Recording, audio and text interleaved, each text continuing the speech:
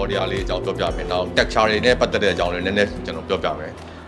အခြေခံအားဖြင့်လေဒီနားနဲ့ရောက်သွားစေခြင်းလို့နော်ဒီ texture တွေအကြောင်းသိသွားမယ်အလင်းချင်းမှောင်ခြင်းသဘောတရားတွေသိသွားမယ်အဲ့ဒါပြီးရင်ဒီဟိုပါပေါ့perspective ကတော့ကျွန်တော်ဒီနေ့တော့ထက်မတင်တော့ရင်ကောင်းမယ်အရင်ရှုပ်သွားမှာဆိုလို့နော်အများကြီးပတ်တော့လဲရှုပ်သွားအဲ့ဒါလေးပါပဲအလင်းမှောင်နဲ့ texture လေးအကြောင်းကျွန်တော်နည်းနည်းပြောမယ်ပြီးရင်တော့အဲ့ composition အကြောင်းလေးကိုအခြေခံလေးကျွန်တော်ရှင်းလိုက်မယ်အဲ့ဆိုရင်တော့လုံလောက်ပါပြီနော်ဟိုဟာနေ့တော့လည်းအများကြီးကြတော့လဲတနေတဲ့နဲ့လေအရင်ထူသွားမယ်ပြီးမှ drawing လေးတွေလုပ်တော့မှအဲ့ drawing လေးတွေအရင်ဆုံးဟိုဟာပေါ့ဒီ new stick လေးနဲ့ဘယ်လိုရေးတယ်ဆိုတာလေနော်အဲ့လိုလေးဟိုဟာဖြစ်ပါကျွန်တော်သင်နည်းနည်းလောဘကြီးတယ်ဟိုဟာဟိုမှာ5-6လောက်လောက်တင်ရမယ်ဟာကျွန်တော်တနေတဲ့ပြောကောင်းတယ်ပူဟာဟိုရတဲ့ချိန်လေးနဲ့တိစေချင်တာလေးများလို့ပါနော်ဟိုလိုမျိုးကြီးအများကြီးဟိုအလွတ်ရသွားကြတယ်မလို့လေဒီထက်ကတစ်ခုလောက်ရသွားတယ်နှစ်ခုလောက်ရသွားတယ်ဆိုဒါဟိုဖြစ်တာပါပဲအကျိုးရှိတာပါပဲအဲ့တော့ဘောပါဒါလေးလုပ်တဲ့ဆိုအခုဆိုဟိုရေးထားတဲ့ကွန်လွန်ကလေ abstract ကားလေးလိုမျိုးလဲခံစားရတယ်နောက်တစ်ခုကဘယ်လိုပြောမလဲဒီဇိုင်းသဘောတရားဘက်ကိုလည်းတချို့ဆိုဒီမှာဆိုဒီဇိုင်းဆရာကြီးဒီဇိုင်းဘက်ကိုလည်းသွားတယ်နော်ဒါ line တွေဘာမှမတွေးပဲနဲ့ဆွဲလို့မရဆွဲနေရင်လည်းဒါဆွဲလိုက်မယ်တွေးပြီးဒါတကယ်တော့ကျွန်တော်ကဟိုတခါကျရင်ကိုကျွန်တော်ကညားတယ်ဗျဒါကကျွန်တော်အကုန်လုံးလွှတ်ချပြီးလုပ်လိုက်ပါတယ်ဆိုတော့တကယ်တော့ကျွန်တော်တို့စိတ်ကပြောရင်တစ်ခုမဟုတ်တစ်ခုပေါ်မှာမှီတော်ရနေရပဲနော်ဒီစိတ်ကတစ်ခုခုပေါ်မှီထားမှကိုရနေတဲ့အချိန်ကျွန်တော်ကဟိုလိုမျိုးပြောရင်တရားသမားကြီးလိုဘက်ကပြောတဲ့အားလုံးပြစ်ထားနိုင်တဲ့စိတ်မှမရှိတာဆိုတော့တစ်ခုခုတွယ်နေမှာပဲတွယ်နေပြီးတော့မှပဲဒီဟာဖြစ်လာဒါကြောင့်ဟိုလွှတ်ချပြီးလုပ်တယ်ဆိုတာကပြောရင်တော့နည်းနည်းပို့ပြောတဲ့လူပဲများပါတယ်တကယ်တော့တစ်ခုခုကမှီပြီးလုပ်တာပဲဟိုကလုံနေနေအကွေးလေးတွေဖြစ်သွားခြင်းလဲဆိုရင်အပေါ်မှာကိုယ်စိတ်ပေါ်မှာပန်းလေးတစ်ခုပေါ်သွားပြီးခံစားမိလိုက်တယ်ဆိုလဲလက်ကအလုံးနေအကွေးလေးတွေဖြစ်သွားမှာနော်အဲ့ဒါရေးနေနေဟောရေတွေကိုသွားရေတောက်ချင်လိုက်တာဆိုတော့ရေကိုအာရုံရောက်သွားလဲကျွန်တော်ရေကလက်ကရေးနေတာရေဆိုတဲ့အခြေအနေမျိုးတွေရောက်သွားနိုင်တာတစ်ခုခုကိုပဲတော့တွေ့ပြီးမှပဲဖြစ်လာတာနော်โอเคပါအဲ့ဆိုရင်ကျွန်တော်တို့ဒီအခုမနေ့ပိုင်းအတန်းလေးမဖြုတ်ခင်ကျွန်တော်အခြေခံပကြီးရဲ့ခုနဟို found လေးတွေဖြစ်လာတဲ့အကြောင်းလေးကို theory အရာလေးပြောပြတယ်နော်ဒါကတော့မှတ်ထားရုံပါပဲဟိုလေပကြီးအဓိကပကြီးကားတွေပကြီးဒီလို visual ပကြီးတွေဆွဲမှာမဟုတ်တဲ့အတွက်တော့အများကြီးအရေးမကြီးပါဘူးနော်ဟိုကျွန်တော်ဒီသဘောတရားလေးမှတ်ထားရုံတော့ပါပဲโอเคနည်းနည်းနားလို့ရပြီဆိုရင်ပြောမယ်နော်ဒါကကျွန်တော်တို့ဟိုဒီ basic drawing ရေးတဲ့နေရာမှာသင်ခန်းစာလေးမှာအဓိကထည့်တင်တဲ့အကြောင်းအရာတွေမှာအရေးကြီးတဲ့အကြောင်းပါသူကဘာလဲဆိုတော့ကျွန်တော်ရေးမဲ့အရာပြုပစ္စည်းတွေကိုတဲ့ကျွန်တော်တို့ကဟိုသူ့ရဲ့အရာပြုပစ္စည်းတွေအတိုင်းအတာအချိုးအစားတွေရှိတယ်ဘယ်ဟာမဆိုလေသူ့အချိုးအစားတွေရှိသူ proportion တွေပေါ့proportion တွေကိုကျွန်တော်ကဘယ်လိုတွက်ပြီးရေးမလဲဆိုတော့ဟာဒါကကျွန်တော်ပုံမှန်အပြင်တက္ကသိုလ်တွေမှာဆိုရင်ယာရတိဆောက်ရေးဆွဲတဲ့ပုံဟိုစက္ကန့်ရလောက်မှတင်ပထမ6လပြီးတော့ဒုတိယ6လလောက်မှတင်တဲ့သင်ခန်းစာတွေနော်သင်ခန်းစာဒါဒီမှာတော့ကျွန်တော်ကအတူတူအပြင်ပြောပြတာမလို့ပါအဲ့တော့ရောက်လို့ပစ္စည်းတော့ကျွန်တော်ယာရတိဆောက်ရေးဆွဲတဲ့အခါမှာကျွန်တော်ဘာလုပ်ရလဲဆိုတော့သူ့ရဲ့ဒီအခြေခံမြင်းတွေကိုကျွန်တော်အရင်ဆုံးသိဖို့လိုတယ်အဲ့တော့ပကြီးစရာတယောက်ကသူအရောက်လို့မှရှိနေတဲ့ဘေးသူ့ပတ်ဝန်းကျင်မှာမြင်နေရတဲ့အရောက်ပစ္စည်းတွေကိုသူအနေနဲ့ကဘယ်လိုပဲမြင်လဲဆိုတော့မြင်းကွေးတွေမြင်းပြောင်းနေပဲမြင်တယ်နော်ဒါနောက် color တွေဒီ tone တွေ texture တွေဆိုတာဒါနောက်ကိစ္စအရင်ဆုံးသူကစမြင်တာကဘာတွေစမြင်လဲဆိုတော့ဒီရောက်လို့ပစ္စည်းတွေကိုသူကမြင်းနေအမြင်နေတယ်ပဲအရင်စမြင်သူကမြင်းကွေးဘယ်လိုမျိုးနဲ့ပေါင်းထားရလဲမြင်းမက်ကဘယ်လိုမျိုးနဲ့ပေါင်းထားရလဲမြင်းဆောင်ကဘယ်လိုမျိုးနဲ့ပေါင်းထားရလဲโอเคအဲ့တော့ကျွန်တော်နမူနာလေးဘာမှဘေးမှာတော့ယူမထားဘူးသို့တော်ကျွန်တော်ဟိုဟာလေးအိုးလေးတိုးအရင်ဆုံးရေးပြပါမယ်နော်ဟုတ်ပြီအဲ့တော့ကျွန်တော်ကအိုးလေးတိုးပေါ့ဒါဒီဘက်မှာနမူနာလေးကျွန်တော်ရေးလိုက်ပါမယ်โอเคဒါအိုးလေးပေါ့အဲ့တော့ဒီအိုးလေးတိုးကျွန်တော်ကဒီတိုင်းကိုက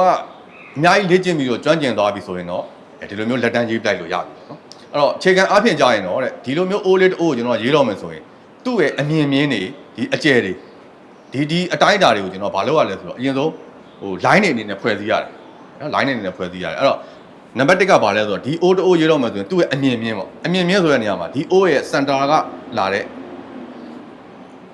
အလယ်မြင်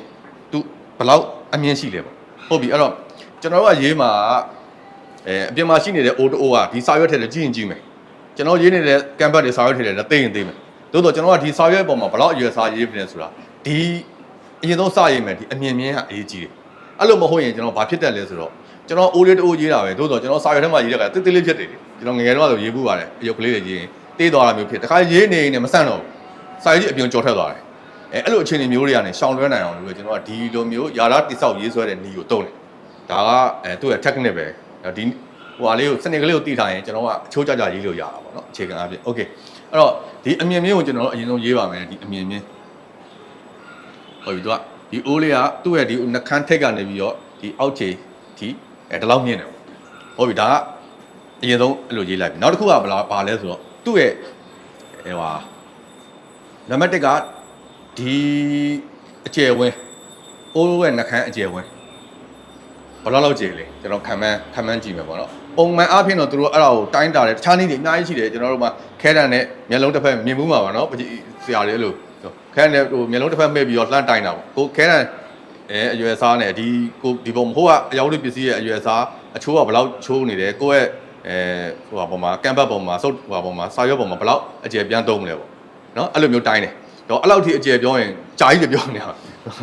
ဟိုဟာတကယ်အခြေခံကြီးလို့ဖြစ်သွားမှာဆိုအဲ့တော့အဲ့လိုမျိုးနဲ့တိုင်းပါတယ်ဒါဘူးတူတော့အဲ့တော့ကျွန်တော်ကခံမှန်းလိုက်မှာပေါ့ဒီမှာဒီအကျယ်ဒီအိုးရဲ့အပေါ်မျက်နှာဝဘယ်လောက်ကျယ်မလဲဘာလို့တော့တိုင်းရအောင်လဲဆိုတော့ဒီအောက်ခြေမျက်နှာဝကိုဘယ်လောက်ကျယ်မလဲတစ်ခါတွက်ရမှာအဲ့လိုမတွက်ရင်ဘာဖြစ်သွားလဲဆိုတော့ကျွန်တော်မျက်နှာဝရမ်းမှန်းပြီးတော့ဒီအကျယ်ကြီးကိုလမ်းတိုင်းနေပြီးရမှာအောက်ခြေတဲ့ကြာသူ့လိုမျိုးကြီးလိုက်ချဲလိုက်ချုံလိုက်ဖြစ်သွားရင်အိုးရဲ့ proportion ပြတ်သွားတယ်အဲ့တော့တစ်ခါတည်းပဲဒီမှာကျွန်တော်တိုင်းလိုက်မယ်ဒီအိုးရဲ့မျက်နှာပြင်နဲ့အောက်ခြေမျက်နှာပြင်တွေကဒီလိုလေးနည်းနည်းကျင်းလာဒါမှမဟုတ်ဒီလိုမျိုးတန်းနဲ့ကျနေလားနော်အဲ့ဒါလေးအရင်ဆုံးတွက်လိုက်ပြီးတော့အဲ့ဒီမြင်းအကျယ်ကိုကျွန်တော်အရင်ဆုံးရေးပါမယ်ဟောဒါဆိုရင်သူနဲ့တန်းနဲ့ကျနေနိုင်တယ်နည်းနည်းလေးကျင်းမယ်ဆိုနည်းနည်းလေးကျင်းလိုက်ပေါ့ဒီ proportion ကတော့အနည်းအပြားလေးချိန်လိုက်အောင်အနည်းစားဆုံးတော့ကျွန်တော်ရတယ်ဒါနံပါတ်ဒုတိယတစ်ချက်ပေါ့တတိယတစ်ချက်ကပါလဲဆိုတော့ကျွန်တော်တို့ဒီမှာရှိနေတဲ့ O ရဲ့ဒီဟိုဟာလေးမှာlevel လေးတိမ်နေတဲ့နေရာလေးရှိတယ်တိမ်နေတဲ့နေရာဒီအပေါ်မြင်ရနေပြီးတော့ဘလောက်အကွာဝေးမှာလဲသူ့ရဲ့နေရာလေးကိုကျွန်တော်အရင်ဆုံးခံမှန်းမယ်နော်အဲ့ခံမှန်းတဲ့နီးလေးပြီးလေ့ကျင့်ခန်းလေးကျွန်တော်ပေးမယ်အဲ့ဒါလေးပေးပြီးကျွန်တော်တို့ဟိုဟာဖြစ်အောင်ဟုတ်ပြီအဲ့တော့ကျွန်တော်တို့ဒီရဲ့ level လေးနေရာလေးကိုကျွန်တော်ခံမှန်းလိုက်မှာဒီလောက်မှရှိမှာဟုတ်ပြီသူကရောဘလောက်ကျယ်လဲဒီမျက်နှာဝထဲသူဘလောက်ထိကျင်းနေလဲအဲ့ဒီအမှတ်ကလေးကျွန်တော်တစ်ခါမှတ်လိုက်ဟောဒါဆိုကျွန်တော်ဒီ level တိမ်နေတဲ့နေရာလေးကိုရလာပြီဟုတ်ပြီနောက်တစ်ခါဘာတွေ့ရအောင်လဲဆိုတော့ဒီမှာအကျယ်ဆုံးပိုင်းရှိတယ်ဗျဒီ O ရဲ့ဒီအပိုင်းလေးခုံပါတယ်လေဘေးအမြင့်ဆုံးပိုင်းလေးသူကအကျယ်ဆုံးပဲဟုတ်ပြီသူ့ရဲ့အကျယ်ရောဒီအမြင့်မှာဆိုရင်ဘယ်နေရာလောက်မှရှိနိုင်တာလဲနော်အလဲတဲ့တဲ့မှာလားဒါမှမဟုတ်ရင်အလဲတဲ့အပေါ်လေးနည်းနည်းတိုးလားအဲ့နေရာလေးကိုအရင်ဆုံးကျွန်တော်ခံမှန်းရမယ်ခံမှန်းပြီးရင်သူ့ရဲ့အကျယ်ကိုတစ်ခါခံမှန်းသူ့အကျယ်ကဒီအဝထဲနည်းနည်းလေးပိုကျယ်တယ်ဒီမှာဆိုရင်နော်ကျယ်တယ်โอเคအဲ့တော့ဒီမြင်းလေးတစ်ခုတိုင်းလိုက်အဲ့တော့မှဒီမှာရှိနေတဲ့ point တွေ any point ကျွန်တော်ဒီမှာထားခဲ့တဲ့ point တွေကိုကျွန်တော်မြင်းပြောင်းနေတဲ့စက်ရုံပါပဲဟုတ်ပြီဒါဆိုကျွန်တော်ဗာလေးပေါ်လာပြီဆိုတော့ဒီ O လေးရဲ့အခြေခံပုံသဏ္ဍာန်ပေါ်လာပြီဒါကိုကျွန်တော်တို့ basic drawing လို့ခေါ်တာပါပဲဒီဟာပဲအဲ့တော့အရာဝတ္ထုပစ္စည်းတွေကိုကျွန်တော်တို့ကရေးတော့မယ်ဆိုလို့ရှိရင်ဘယ်လိုမြင်ရမှာလဲဆိုတော့ဒီအမြင်ကိုမြင်ရမှာဒီအမြင်ကြီးကိုချက်ချင်းသွားမြင်တာမလို့နံပါတ်1ကကျွန်တော်ဒီအမြင်တွေကိုမြင်တော့မှသူ့ရဲ့အချိုးအစားတွေဘယ်လောက်အကျယ်ဝန်းတွေဘယ်လောက်တည်ဆိုတော့မြင်းချောင်းသဘောတရားတွေအတိုင်းအတာတွေကိုနံပါတ်1တိလို့ရှိရင်တဲ့ကျွန်တော်ကဒီအရာဝတ္ထုပစ္စည်းတွေကိုကျွန်တော်တို့ copy လုပ်လို့ရပြီကျွန်တော်တို့ရေးမဲ့စာရွက်တွေ canvas board တွေမှာပြန်တင်လို့စရဘယ်လိုရတာလဲဆိုတော့အချိုးကျတဲ့ proportion ကျတဲ့အခြေအနေမျိုးတစ်ခုရပြီဟုတ်ပြီပြီးတော့မှသူ့ရဲ့ဒီ curve line တွေဒါတွေကနောက်ထပ်လေ့ကျင့်ခန်းတွေမှာသုံးလို့ရအောင်ဘယ်လိုဒီကနေဘယ်လိုခွတ်သွားလဲဒီခုံးသွားတဲ့အပိုင်းလေးကဘယ်လောက်အကွာဝေးလေးမှာရှိကြလဲနော်ဒီမှာကျွန်တော်ခုံးမယ်ဒီမှာလည်းဒီလိုပဲဘယ်လိုစင်ကြေချောလေးဘယ်လိုသွားလဲအောက်အိုးရဲ့အောက်ခြေကဘယ်လောက်ဒီခွက်လဲဒါက perspective သဘောတရားတွေအများကြီးပါသေးတယ်ဒါတွေပြောရင်အရှေ့ကြီးဖြစ်သွားမှာဆိုလို့နော်ဒါကျွန်တော်အခြေခံလေးတွက်ပြတာโอเคဒါဆိုရင်ကျွန်တော်တို့အချိုးကြတဲ့ OLED ကိုဖန်တီးလို့ရပြီဒါအခြေခံပုံဆွဲမှာကျွန်တော်သင်ရတာဆိုအခြေခံပုံဆွဲမှာမဖြစ်မနေသိထားရမယ်အကြောင်းအရာမလို့ပါဒါကတော့ theory နော် theory သဘောတရားပေါ့โอเคအဲ့တော့ကျွန်တော်တို့ကြတော့အဲ့ဒါလေးကို scale လိုက်ပြီးတော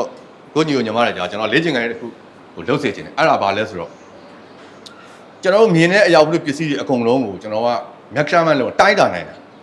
တိုင်းတာဘူးတိုင်းတာဘယ်လိုတိုင်းမလဲဆိုတော့အဲ့ပစ္စည်းတွေအားလုံးခဏမေးလိုက်မြင်တော့ခဏလေးမေးလိုက်ဘယ်လိုလုပ်မလဲဆိုတော့မြင်းချောင်းဆွဲမယ်ဘယ်လောက်ရှည်တဲ့မြင်းပဲဖြစ်ဖြစ်ပေါ့နော်တူတူလေးလည်းရတယ်ရှည်ချီလေးလည်းရတယ်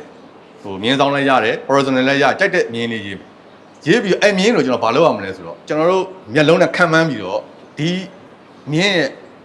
စားမနဲ့ဆုံးမကအလဲစိတ်နဲ့ခံမှန်းပြီးပိုင်းပါနော်မြင်းလေးဆွဲမယ်အလဲနေရာလေးကိုပိုင်းမယ်ဒီမှာတစ်ပိုင်းရပြီပေတံလေးပိုင်းပြီးမှကိုမှန်းထားတာလေးကဘယ်လောက်ထိနီးစက်လဲပြန်တိုင်းဒီနော်ဟုတ်ပြီ